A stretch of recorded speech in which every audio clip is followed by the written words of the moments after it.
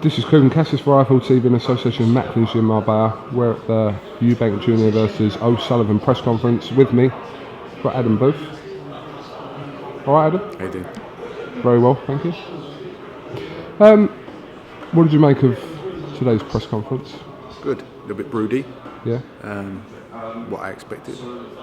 And it's a great matchup. It's a great matchup. It's a matchup that's going to be the type of fight that's it will detonate pretty quickly.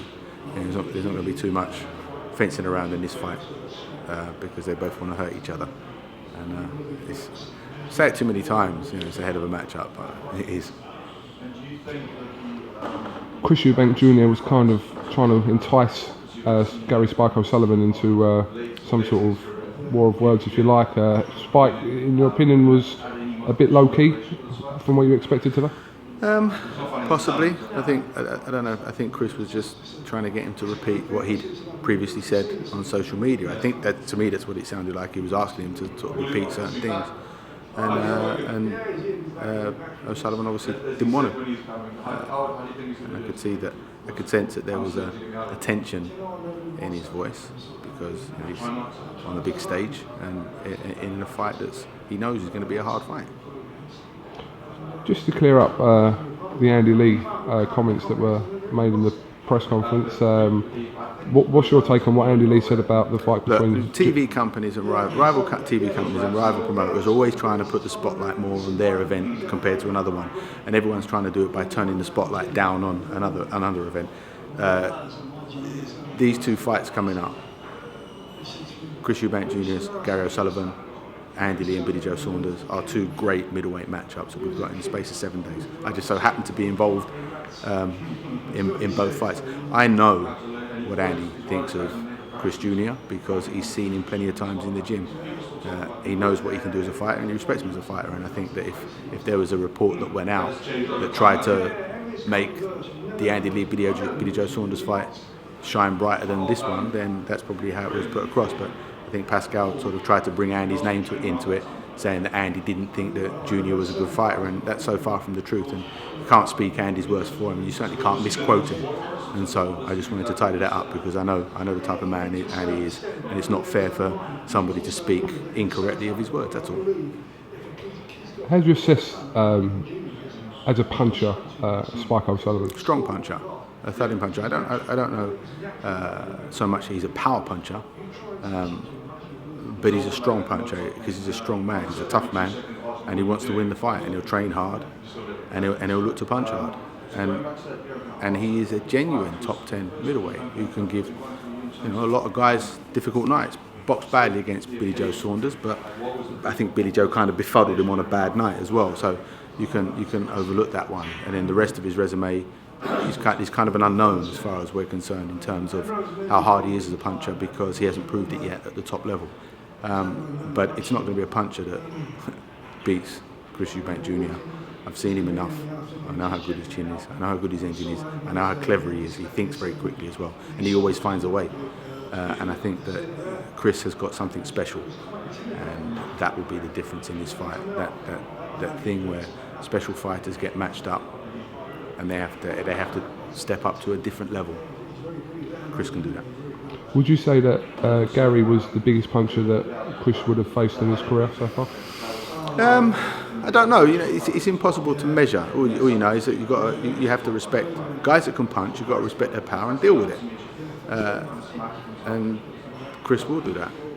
I think Chudinov, when Chris fought Chudinov was a strong puncher in a similar way that Gary's a strong puncher. They're strong punchers, and they, if you allow them a chance to have a free sort of unanswered shot on the chin, you're going to feel it. But that's boxing. This will be your second fight with Team Eubank and Chris Jr. How's the road been so far? It's good. Got no complaints. Like I said, I'm not foolish enough to think that I'm in any way going to try and change Chris Jr. as a fighter because what he does so well. I'm just here because I've known of him for so long and seen him in the gym so many times, just to encourage certain things, and so, you know, also sometimes a change is as good as a rest, and he's, you know, trainers come in that already has knowledge of him and his team and how they work, and I've been brought in to benefit the situation, and I've agreed to do the job because I believe that Chris Eubank Jr. is a special fighter.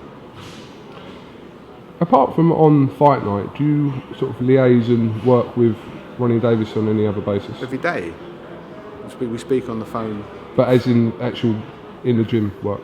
Every day. We're in the gym together, we're talking. You're in the gym together? Always, of course, yeah. Yeah. Always talking. How can you can't,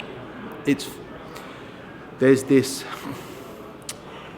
I don't know what you call it, it's an epidemic of recent years of fighters jumping from one coach to another, thinking that that's in their benefit, and actually all it does is it just confuses them, because knowing and understanding what makes a fighter tick is one of the most important jobs that a good coach, one of the most important elements that a good coach will consider and have in his arsenal. And Ronnie Davies has known Chris Jr. since he was born, and that's not, you know, that's not a metaphor. He's known him since he was born, and has seen every part of his development. And just because a new coach has come into the team, to not have Ronnie as an important part that he's always been would be foolish and irresponsible, because his knowledge, not just of Chris Jr., but his knowledge of boxing is a joy for me to sit and work alongside.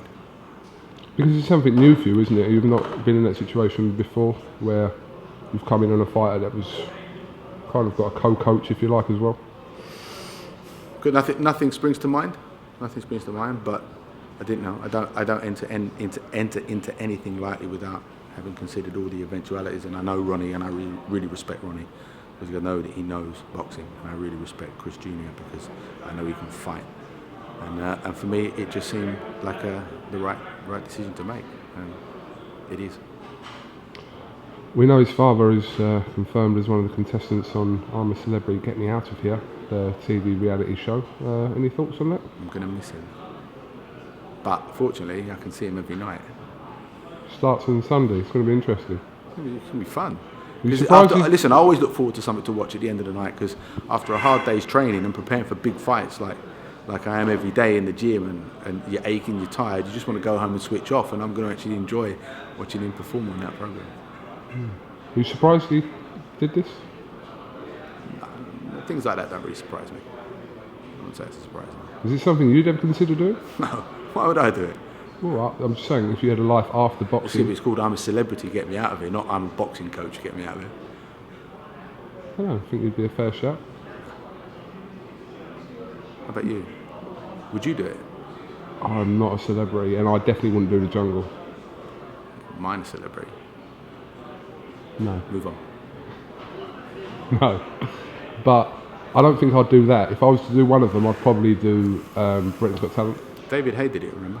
A couple of years ago. I thought David was brilliant in it. He's done everything in it. And when he came out, it was really interesting spending time talking to him, because being stripped of all the mod cons and the distractions of life and his mobile phone, he had plenty of time to sort of think about himself. And when he came back, we had some really good conversations. He'd been very reflective in there. It seemed like it was a healthy thing for him to do. He seems to have had a really fearless attitude going into the jungle. Do you think English will have the same sort of mentality? Because some of them tasks are quite... If you don't want to get voted for eating, koala intestines, I guess the first time you get put in that moment, you just got to do it and show that it's nothing to you. And that way, the viewing public, no, there's no good viewing. You want to see someone screaming and crying and throwing up. And if you just do it like it's nothing, I think you'll stop yourself getting re-voted. That's what David did. I thought it was very good. Well, I'll be tuned in anyway Sunday night. Definitely. Let's get on Twitter. Yeah. Can I ask you one question? Just requires a yes or no answer. Requires one, does it? It just requires a yes or no answer, because I know you're not going to talk into it. You might not get it. Might not get it. Do you believe that David will still come back and fight? Well, it's not a yes or no answer, is it? No, but if you want to elaborate, feel free, but I didn't know. No. Don't know. You don't know? Nice try. If you a hunch, would you say he will come back and fight? Don't have a hunch at the moment. No, okay. Fair enough. Okay. It's been a pleasure. Adam, thanks for talking to iFL TV, and we'll catch up with you soon.